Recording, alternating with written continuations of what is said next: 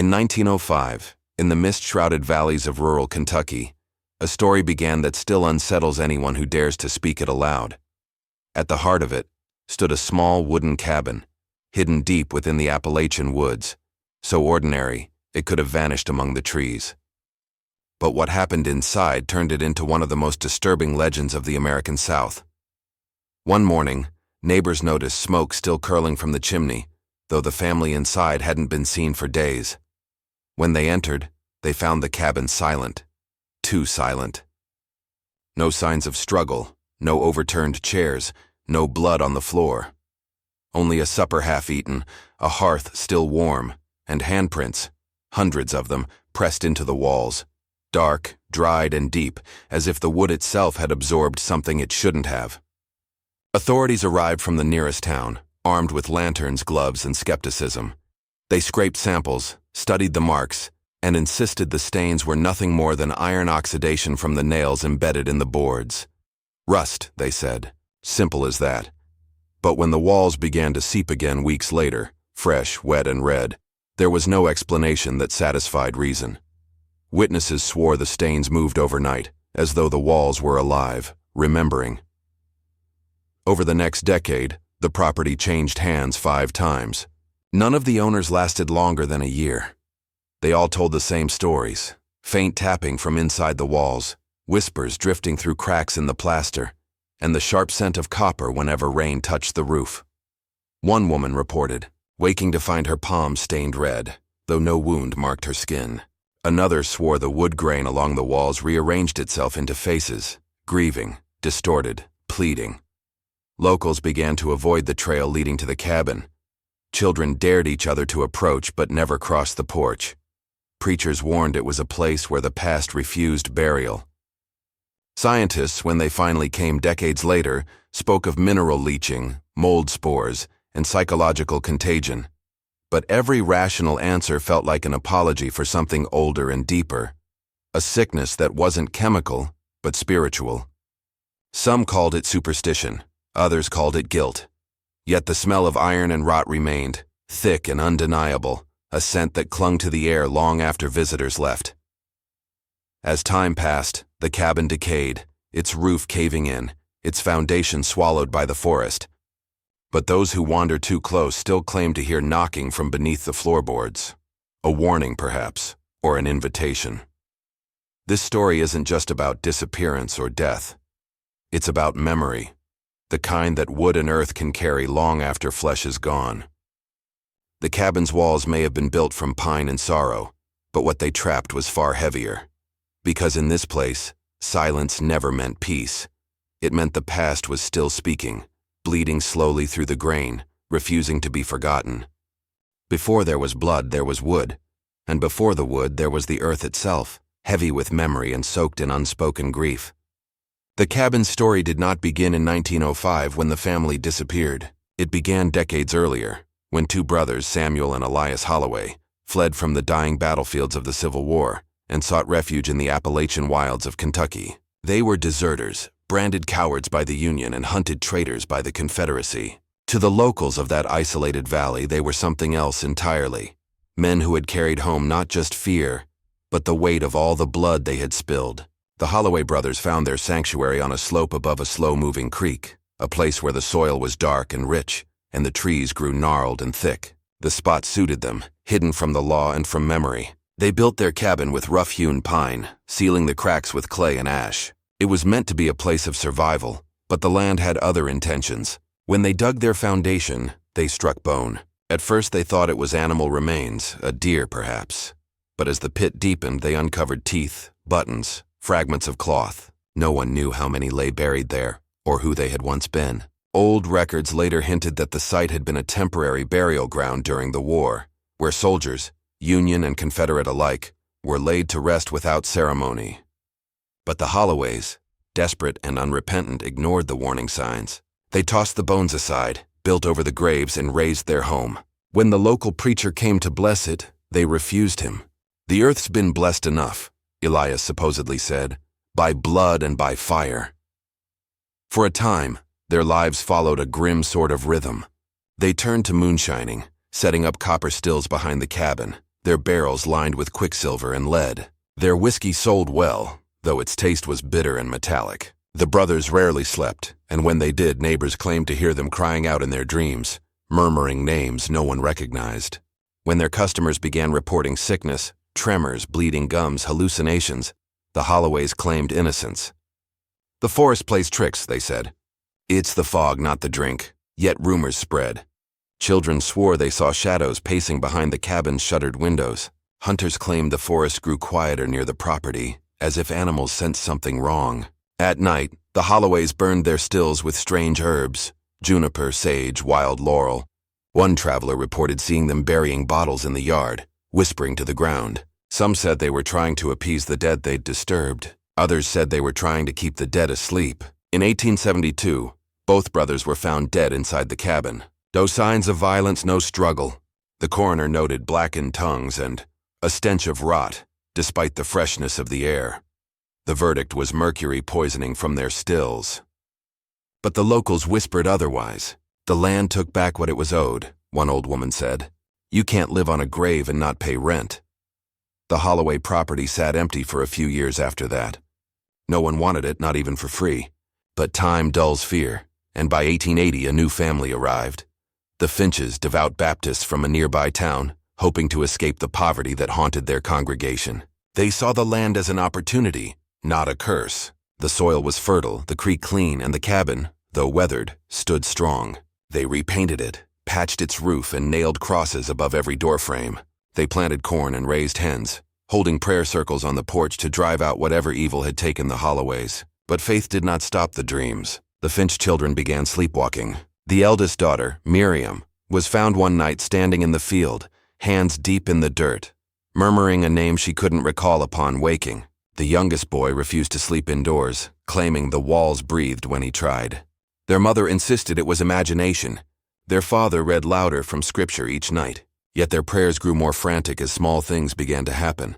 The mirrors fogging though no fire burned, bread spoiling overnight, nails rusting faster than they should. A traveling doctor who visited in 1884 suggested the family's ailments, fatigue, bleeding gums, trembling, were from contaminated groundwater, likely leached with metals from the old stills. His diagnosis made sense, but then he spent one night in the cabin and never returned. His horse was found tied to a tree, still saddled days later. His body was never recovered. After that, the Finches changed. They spoke little to outsiders. The father, once a preacher, stopped attending church altogether. The mother took to keeping candles lit at all hours, even in daylight.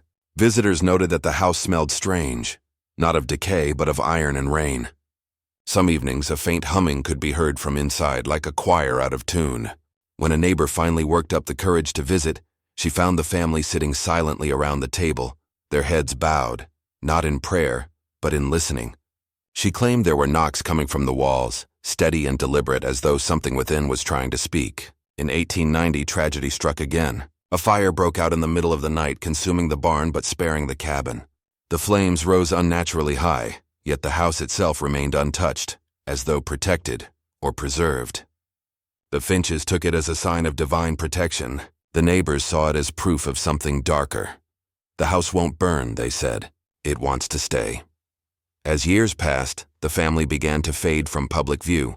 By 1898, the youngest son, now a man, sold the property for almost nothing and vanished into the mountains. The cabin stood empty once again. Folklore and faith began to merge in the absence of explanation. Some locals claimed the land was cursed by soldiers left unburied. Others believed the Holloways' whiskey trade had drawn something demonic, that the fumes of their stills had poisoned not just the body, but the spirit of the soil itself. Still others said the curse wasn't ancient at all, but self-made, born from the guilt and violence of desperate men. When modern researchers later revisited the site, they found evidence to support every theory and none of them. Soil samples revealed traces of mercury and arsenic, likely remnants of moonshining. The creek tested slightly acidic, capable of corroding metal. Yet none of this explained the continuing reports of strange phenomena. The smell of blood, the handprints, the endless whispers that seemed to linger in the boards long after anyone had left. The contrast between faith and science, between curse and contamination, defined the Holloway cabin from its earliest days. The more people tried to explain it, the deeper the mystery seemed to grow. And perhaps that was its true curse. the inability to separate guilt from geology, sin from sickness. By the turn of the century, the story had already become legend. Children in nearby towns told ghost stories about the house that eats prayers. Traveling preachers warned of it as a lesson in pride, and local farmers swore their crops failed when they plowed too near its land. The Holloway brothers, the Finches, the nameless soldiers beneath it, all their tragedies had fused into one dark root, twisting through the cabin's foundation like veins. So when the family of 1905 moved in, the last family ever to do so, they inherited more than walls and land. They inherited every unburied sin that had been laid beneath those floorboards. The ground was no longer just soil, it was witness. And like any witness long ignored, it had learned how to speak, quietly, steadily, through wood and time. What began as two brothers' desperate act of survival had become something much larger, a convergence of superstition, sorrow, and the unrelenting need of the earth to remember. Because in places like these, the dead do not rest quietly. They wait until someone listens, and that is how the cabin stood, patient and still, for nearly half a century, until the night the walls began to bleed again. On the morning of April 3, 1905, the Appalachian sun struggled to pierce the dense fog rolling through the hills of eastern Kentucky. The valley was silent except for the occasional crow and the low, mournful whistle of the wind through pine needles. It was on this morning that Reverend Amos Caldwell, traveling from a nearby parish, decided to take the lesser-known dirt paths to check on his flock. The Finch's cabin had always seemed isolated, even by Appalachian standards, but rumors of a troubling sickness among the family had reached him weeks prior. He approached the small clearing cautiously, his boots crunching on frost-hardened soil. What he found stopped him dead in his tracks. The cabin door hung ajar, swaying slightly in the cold breeze. Candles on the windowsill still burned, their wicks blackened but alive with flame. The smell of burnt coffee lingered, mingled with something metallic and organic, something unmistakably like blood. Inside, the table was set for breakfast, plates half-eaten, utensils resting as if the family had risen mid-bite and vanished. A rocking cradle in the corner swayed gently, though the infant it had once held was nowhere to be seen. Reverend Caldwell hesitated, hands trembling. Then he saw the walls. Deep streaks of crimson ran vertically, soaking into the wood as if the cabin itself had exhaled its anguish. The streaks were wet in some places, darker and crusted in others. He recoiled. Word of the discovery spread quickly through the valley. Neighbors arrived bringing lanterns, dogs, and heavy skepticism. Scientists and investigators would not reach the site for weeks, giving locals time to speculate. Some whispered that the family had fled, terrified by the same hallucinations and whispers the Holloway brothers had once endured. Others, speaking in hushed tones, suggested something darker, that the land had taken them back, claiming the debt owed from unmarked graves and violence centuries old. They said the blood on the walls was not a warning but a signature, the house speaking for itself. The cabin was meticulously examined in the months that followed. Decades later, forensic testing revealed hemoglobin traces, but the results were baffling. The stains did not conform to a single blood type. Some traces suggested multiple donors, while others were inconsistent with any known human sample from the region. Investigators puzzled over the results, theorizing a concealed murder-suicide, perhaps executed by the father in a moment of despair, followed by the rest of the family. Yet no footprints, no weapons, no signs of struggle were found outside the cabin. It was as if the family had evaporated into the surrounding forest, leaving the walls and floors as their only witnesses. Diaries recovered years later from a chest hidden beneath the floorboards offered tantalizing cryptic insight. One page read, "The voice hums when it rains, and the wood sweats sorrow I cannot name." Another mentioned, "I feel it watching through the grain, waiting for the night to whisper back." Psychologists interpreting these notes centuries later noted signs of shared delusion, perhaps magnified by isolation, poverty, and fear. The Finches were living atop a history soaked in death and superstition, their daily existence interwoven with the residual trauma of the land itself. Was this the work of mental strain alone, or had something more sinister claimed them? Folklorists examined local oral traditions, discovering a pattern recurring across generations. Blood was often seen as a vessel for unfinished confessions, a conduit for sorrow, or a memory lodged in timber and soil. The Finch's notes mirrored centuries-old tales, suggesting that the cabin remembered previous acts of violence. Children told stories of walls that cried and floors that whispered when stepped upon, recalling the legacy of the Holloway brothers. Could the family's disappearance be an extension of this accumulated memory, a form of supernatural reclamation by the land itself? Some survivors and wanderers who later visited the site reported auditory phenomena, soft murmurs, low humming, and rhythmic thumps echoing through the timber. One hunter claimed to hear a woman crying from behind the walls, calling names that sounded familiar yet unplaceable. Others described the metallic scent that pervaded the clearing, intensifying during rainstorms, almost as if the cabin drew iron from the clouds. These reports were dismissed by skeptics as the products of imagination, fear, and isolation. Yet when multiple witnesses reported the same sensory details over decades, coincidence seemed less plausible. As investigators pieced together the night of the vanishing, a disturbing sequence emerged. The family had prepared for the evening, as evidenced by the untouched dinner and candle arrangements. Some items in the house suggested attempts at ritual, crosses carved into the floor, ash scattered across windowsills, and remnants of herbs burned near the hearth. Theories suggest the Finches were aware of the cabin's history and had attempted to appease or repel whatever presence lingered. If this were true, their efforts failed spectacularly. Psychologists speculate the family may have succumbed to a form of mass psychogenic event, driven by environmental stress, social isolation, and inherited trauma. Folklorists counter that the sequence of events aligns uncannily with regional legends of vanishings in the Appalachian woods, stories of entire families swallowed by the land or spirits, leaving only marks as testimony. One diary entry reads, "It waits in the walls. I can hear it breathing through the wood." Could this have been metaphorical, or did it describe something unseen yet palpably real? The cabin itself remained intact. Unlike typical disappearances, there were no traces of struggle, no broken boards, no overturned furniture, only the undisturbed table, rocking cradle, and walls marked with inexplicable streaks. The silence of the Finches' absence amplified the eerie resonance of the house. Their disappearance became an emblem of mystery, a puzzle resisting rational explanation, where each attempt at science was met with contradiction, and each folkloric interpretation seemed simultaneously plausible and insufficient. Decades of research, including chemical analysis of the wood and the surrounding soil, revealed anomalies. Iron deposits were unusually high, potentially explaining the metallic scent and staining. Yet these findings did not account for the behavior of the streaks, fresh crimson appearing weeks after initial reports, as though the cabin itself continued to bleed. Some theorists suggested microbial action interacting with environmental minerals, while others argued for a more esoteric explanation, invoking the persistence of trauma imprinted into the structure. To this day, the vanishing of the Finches resists closure. Scholars, folklorists, and paranormal investigators continue to debate the event, each framing the mystery through the lens of their expertise. Was it a scientific anomaly, a psychological collapse, a supernatural reclamation of unsettled land, or was it something entirely beyond comprehension?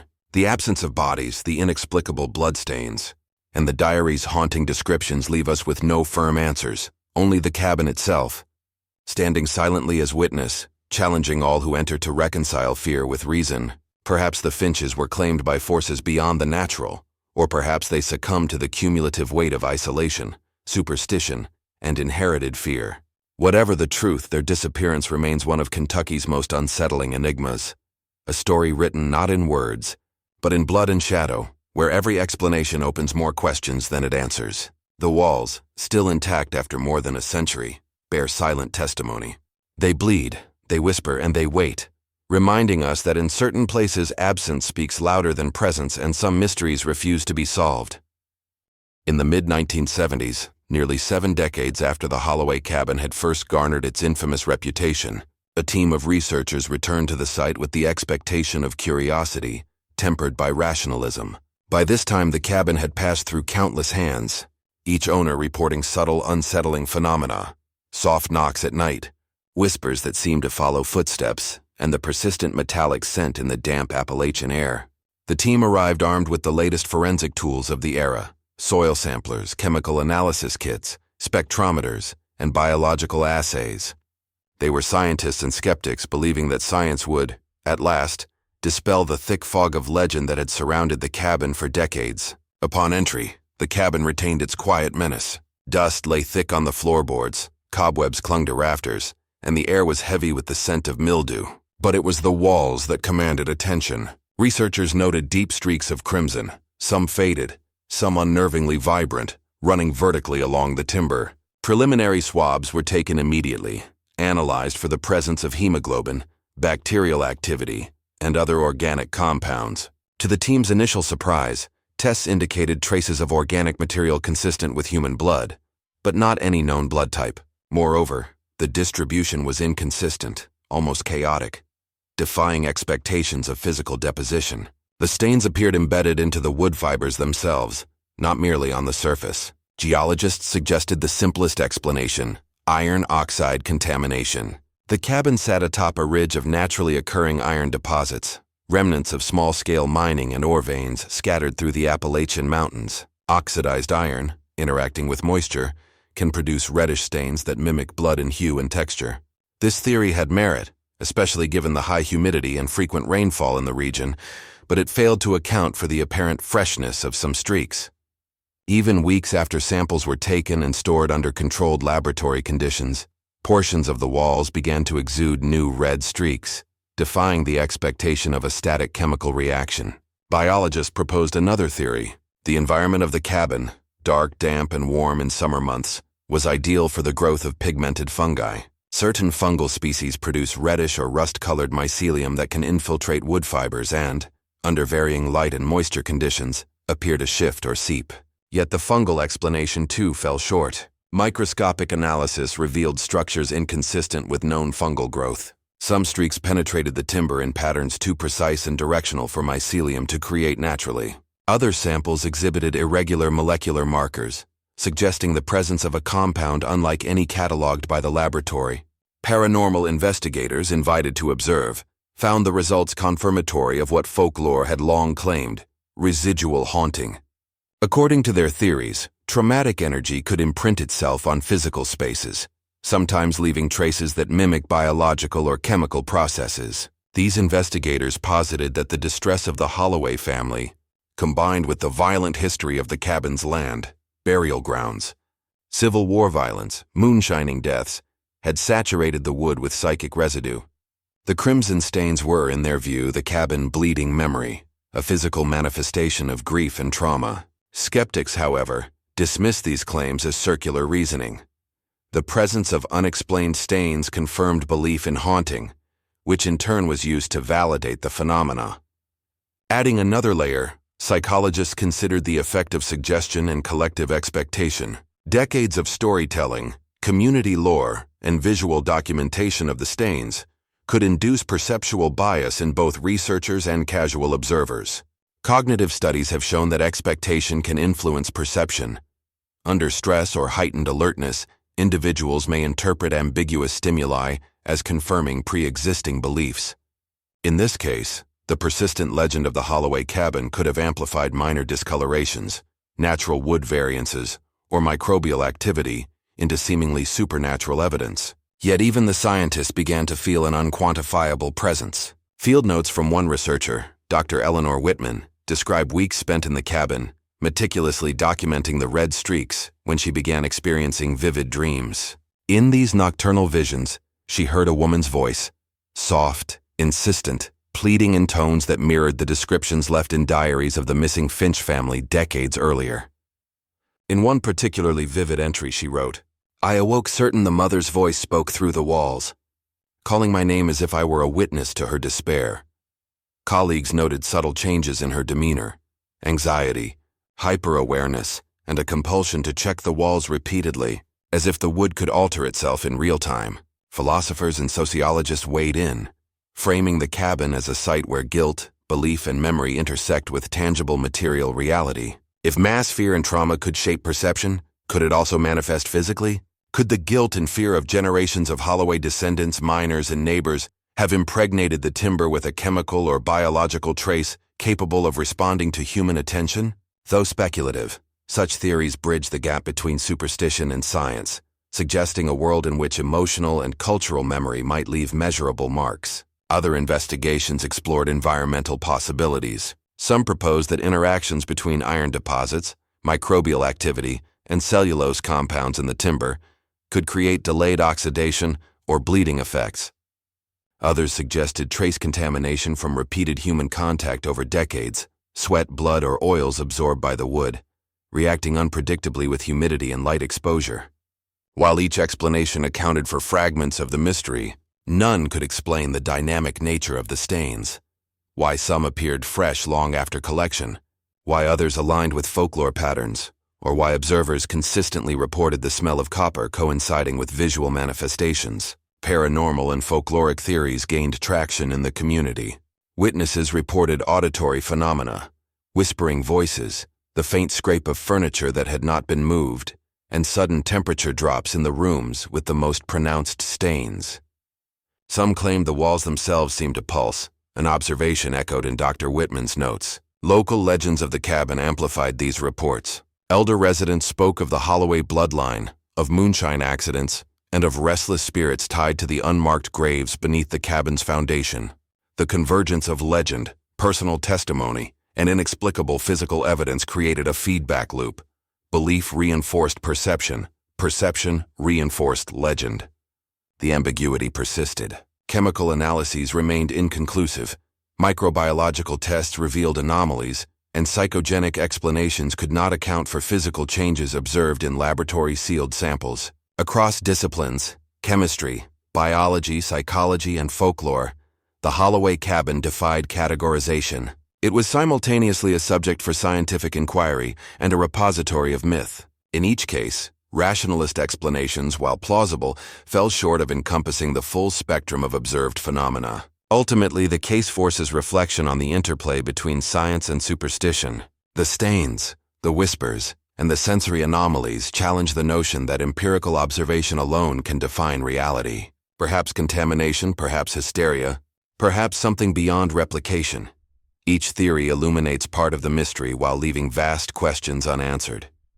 Dr. Whitman's dreams, combined with recurring reports from visitors, suggest that human expectation, guilt, and memory may not only shape perception, but interact with physical spaces in ways yet unquantifiable. The Holloway cabin remains a crucible for competing explanations. Science can describe, hypothesize, and occasionally predict, but it cannot entirely dismiss centuries of folklore, the unrecorded experiences of visitors, or the inexplicable dynamism of the stains themselves. The crimson marks, seeping, pulsing, and forever ambiguous, embody the tension between what we can measure and what we can only fear.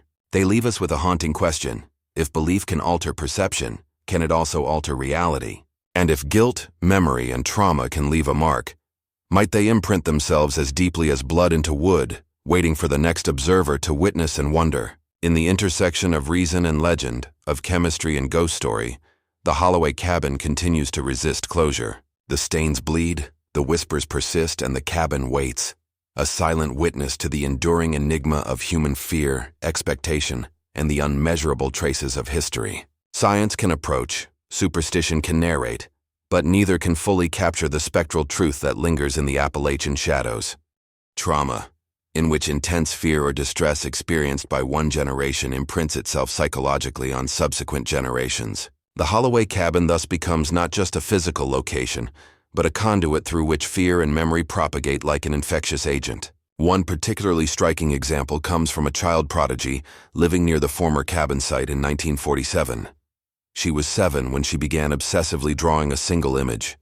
A cabin with walls that bled in relentless vertical streaks. Over months, she filled notebook after notebook, each page depicting increasingly elaborate incarnations of the structure, the wood pulsing and deforming, shadowy figures pressing outward. Her parents sought psychiatric help, fearing early signs of psychosis, yet the child reported that the images were not mine, but theirs, referring vaguely to unseen presences. Scholars later analyzed the drawings, noting the striking parallels between her depictions and early descriptions of the Finch's vanishing, as well as later accounts from other witnesses. Here, the boundary between observation, memory, and imagination is nearly erased, leaving only the impression of an external force shaping perception. Oral histories further reinforce the persistent influence of the cabin. Elder residents recount families abandoning meals, conversations halted mid-sentence, and unexplainable bruising or scratches appearing after brief exposure to the site. In some cases, livestock reportedly became agitated when passing nearby,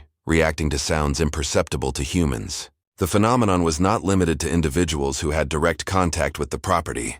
Travelers and distant neighbors reported dreams of the cabin, shadows moving along familiar forest paths, or fleeting images of the missing family. Folklorists classify this as story contagion, where narratives of terror and anomaly propagate socially and psychologically, influencing behavior and perception even in the absence of the original stimulus. The cabin's legend, in effect, began to behave like a virus, infiltrating minds and perpetuating itself across time. Religious interpretations layer additional complexity onto these experiences. Local Baptist and Pentecostal preachers describe the cabin as a site of unresolved judgment, a place where sin, violence, and bloodshed left an imprint on the physical world. In sermons and private letters, they noted that prayer and ritual failed to fully quiet the site's energy. Some parishioners claimed that blessings or exorcisms temporarily halted the bleeding on the walls, only for it to resume days later, suggesting a persistent spiritual imprint rather than a transient psychological or chemical effect. The intersection of faith, folklore, and first-hand observation creates a web of meaning difficult to disentangle, leaving room for both spiritual and secular interpretations to coexist uneasily. Survivors' accounts also underscore the profound psychological toll.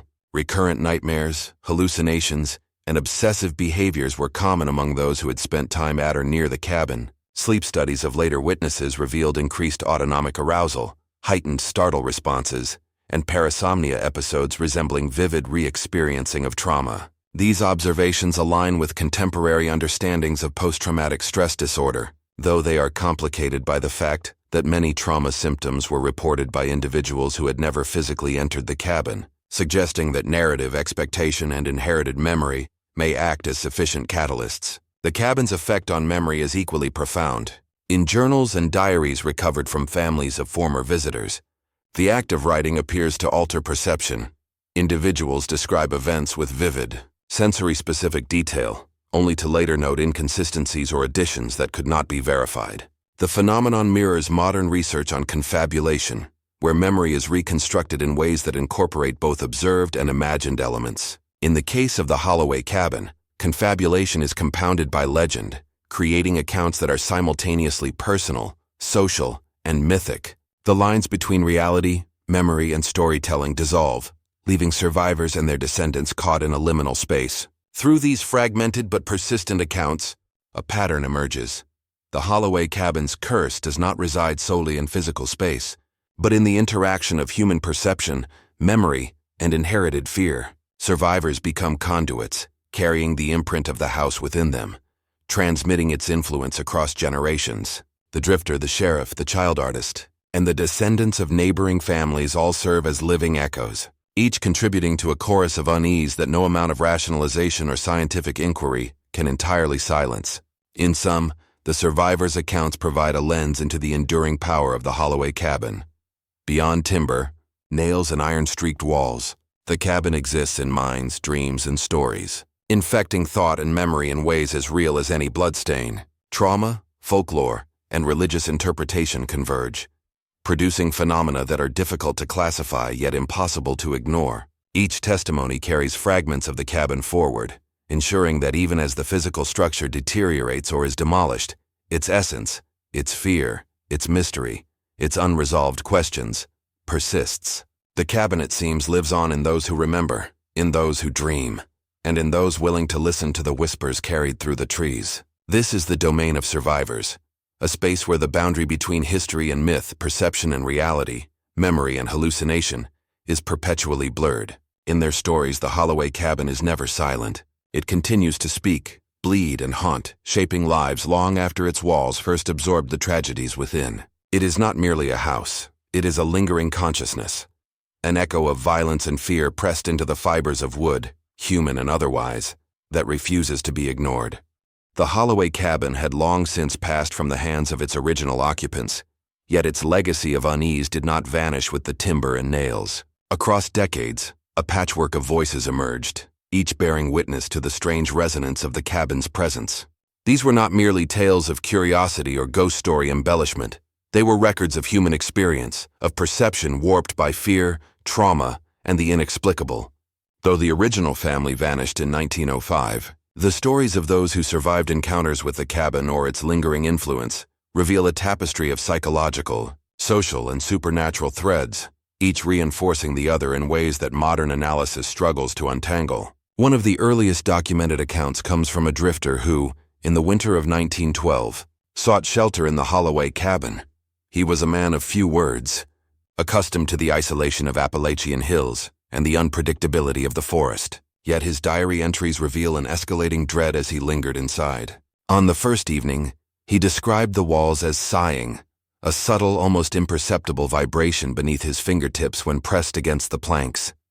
By the third day, he claimed to hear whispers that spoke names he had never encountered, voices curling through the rafters in tones both urgent and sorrowful. The whispers seemed to emanate from the walls themselves, yet sometimes drifted through the open air outside, teasing him with the suggestion that the cabin was alive, a sentient container of memory and grievance. The drifter left abruptly on the fourth night, abandoning his few belongings, yet he carried the terror with him. He reported recurring nightmares in which the cabin's walls expanded, wrapping around him, bleeding endlessly, until he awoke in cold sweat. Psychologists examining these accounts suggest a blend of isolation-induced psychosis and environmental suggestion, though the visceral and consistent nature of the visions points to something beyond simple imagination.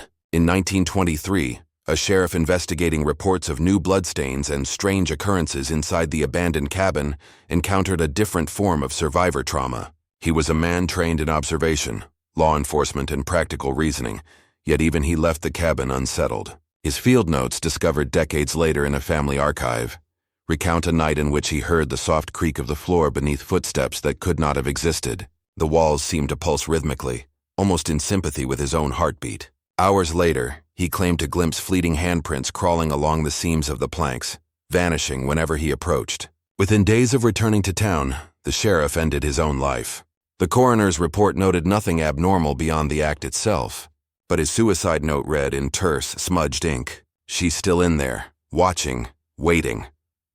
Scholars of psychological trauma suggest the possibility of acute stress reaction or a form of shared psychosis induced by isolation and expectation, yet the specificity of his observations, paired with similar accounts from non-related witnesses, challenges a purely rational explanation. Descendants of local farming families tell stories that blur the line between personal experience and inherited memory. In one lineage, a great-granddaughter recounted waking as a child to find her bedroom suffused with the scent of iron, as if the walls themselves had bled into the room. She described visions of blood-soaked hands pressing outward through imaginary seams in the walls, moving slowly, deliberately, as though testing for recognition. Her father, in private conversations years later, recalled similar dreams of the cabin, even though he had never stepped inside the property. Psychologists interpret this phenomenon as transgenerational. The Holloway cabin has haunted Appalachia for over a century, and with its presence comes a tangled web of speculation, legend, and analysis. Over time, the original events of 1905, the disappearance of the Finch family, and the recurring bloodstains have been refracted through lenses of psychology, folklore, religion, and social commentary. Theories proliferate, often contradicting one another, each offering partial clarity while deepening the overarching mystery. What binds them together is a persistent question. What is the nature of the blood in the walls? Is it external, supernatural, or merely a reflection of human imagination projected onto a decaying structure? Scholars, skeptics, and believers alike have offered divergent explanations, each illuminating different dimensions of the same enduring phenomenon. One of the earliest interpretations frames the cabin as a site of criminal activity masked by ritual. Some historians argue the Holloway brothers, Civil War deserters and illicit moonshiners, deliberately used animal blood to cover acts of violence or to create a symbolic warning to intruders. According to local accounts collected in the 1920s, the brothers were known for cruelty toward their apprentices and neighbors alike, and folklore describes them performing bloodletting ceremonies to teach the land respect. This theory posits that the bloodstains found decades later were residue from unrecorded acts of human or animal sacrifice. Physical evidence is scarce. The wood has long since absorbed moisture, fungi, and iron deposits, obscuring definitive forensic confirmation. Yet for some, this reading aligns with the cabin's initial association with transgression, reinforcing the notion that human malice leaves a tangible mark on the environment.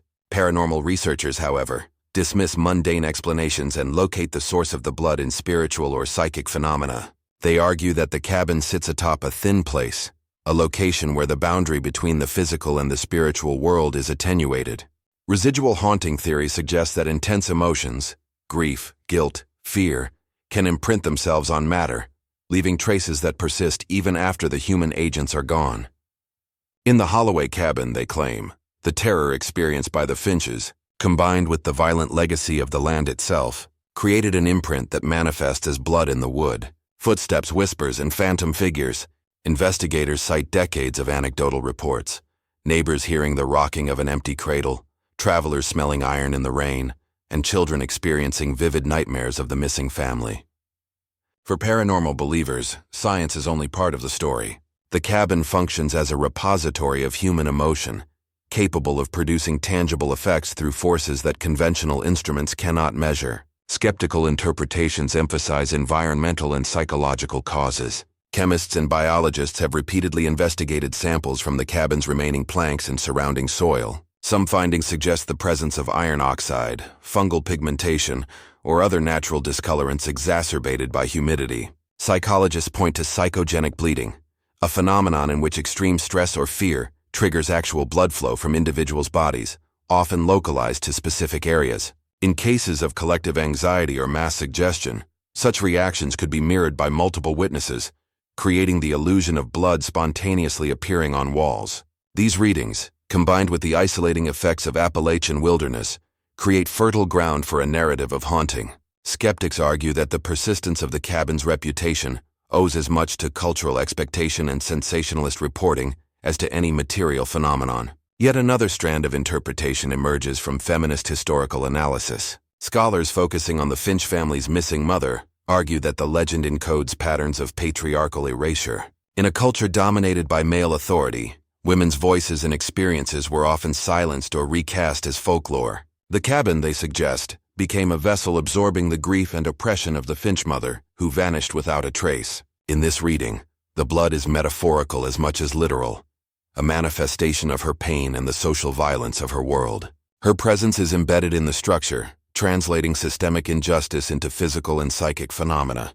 Folklorists note that the repetition of her story across generations, through nightmares, oral histories, and artistic representation, supports the idea that the legend functions as a form of cultural memory, preserving what the historical record attempted to erase. The influence of media further complicates the cabin's mythology. Beginning in the 1920s, newspapers sensationalized reports of blood walls and vanishing families, often embellishing or conflating details. Each retelling magnified the horror, feeding the narrative back into the community, and shaping subsequent eyewitness accounts. Scholars of folklore refer to this as the contagion of story, in which collective belief reinforces perception, creating a feedback loop where legend generates lived experience. Even those with no direct exposure to the cabin report hallucinations or dreams, consistent with the original accounts, illustrating the power of expectation and suggestion. Religious interpretations add another layer. Local Baptist and Pentecostal ministers frame the cabin as a site of unatoned sin, claiming the land itself demands justice. In this reading, the bloodstains are a moral language, a visible trace of spiritual debt, echoing the Holloway brothers' crimes and the Finches' suffering. Prayer and ritual temporarily abated certain phenomena, according to church records, yet the effects always returned.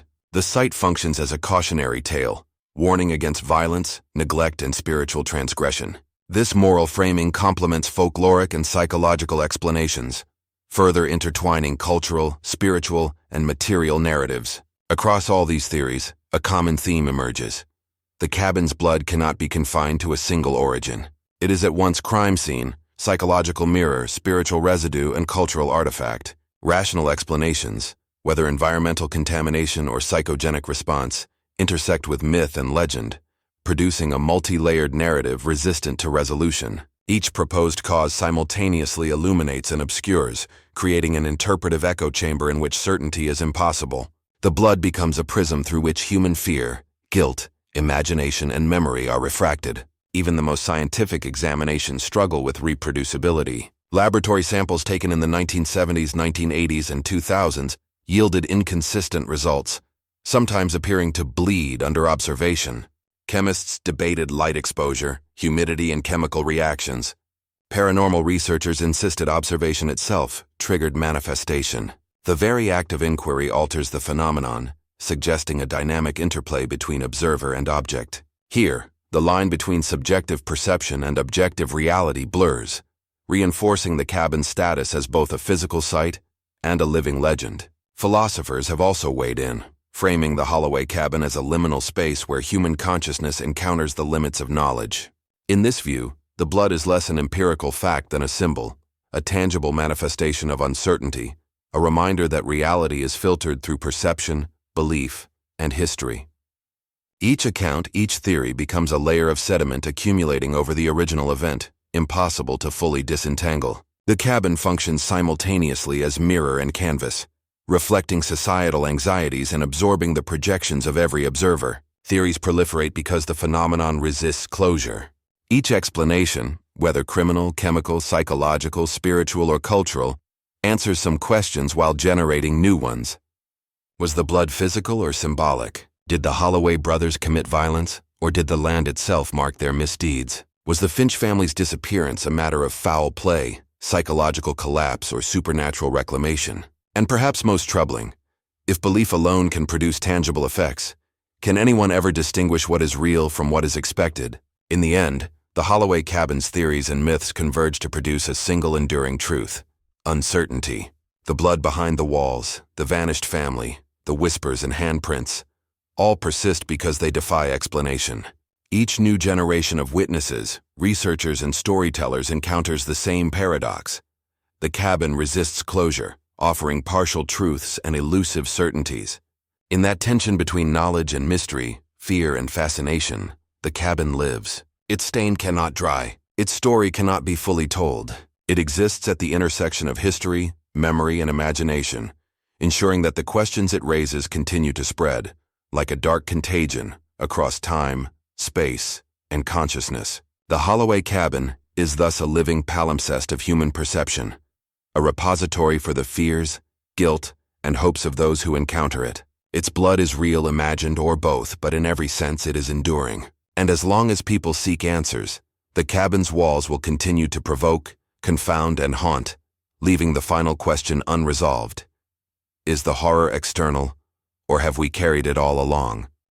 The Holloway cabin, long a fixture of Appalachian legend, no longer stands, its wooden frame consumed by fire in 1981 after a lightning strike, or so the official reports claim. Locals, however, insist that the storm never touched the hill, that the blaze was neither random nor natural. Today, only a scar of charred earth remains, scattered with rusted nails and splinters that still hold the color of dried wine.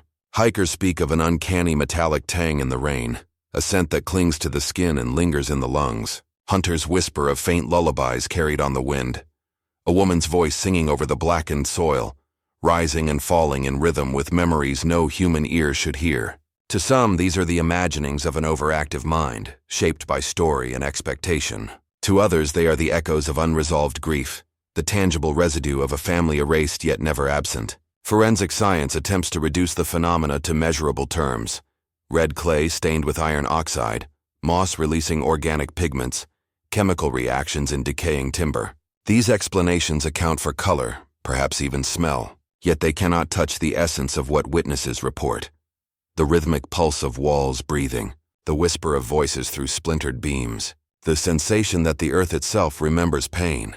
Psychologists frame these accounts as trauma manifesting in perception, a form of inherited anxiety passed down through generations. Folklorists, conversely, insist that the narrative itself has become contagious, reproducing hallucinations, dreams, and fears across time.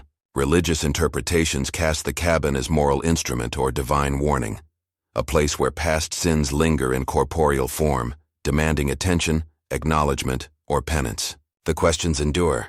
If structures can absorb human suffering, can they ever truly release it? Was the blood in the walls ever physical, or merely a language of memory written in pigment, shadow, and expectation? Was the Finch family's disappearance the result of human cruelty, environmental hazard, psychological collapse, or some combination of forces beyond comprehension? And if these horrors were neither fully real nor entirely imagined, What does that imply about the nature of reality itself? About the boundaries between perception and truth? Some say the cabin waits not in structure but in essence, beneath the soil and among the roots of the surrounding forest. It exists in the wind, in the rustle of leaves, in the dreams of those who ventured too close. Perhaps it communicates through absence, through gaps in history where explanation fails, leaving only haunting, lingering questions. Perhaps the fire never destroyed it, only made its presence subtler, more insidious. An echo beneath the surface, ready to bleed again for anyone willing to witness. The Holloway Cabin story ends not with closure, but with a suspended breath. A question mark carved into the landscape of memory. Its walls now gone continue to speak, reminding us that some histories do not vanish, some guilt cannot be absolved, and some silence is louder than any scream. And somewhere beneath Kentucky's dark earth, the cabin dreams still, pulsing faintly, waiting for the next curious soul to listen long enough for the walls to remember, and perhaps bleed once more.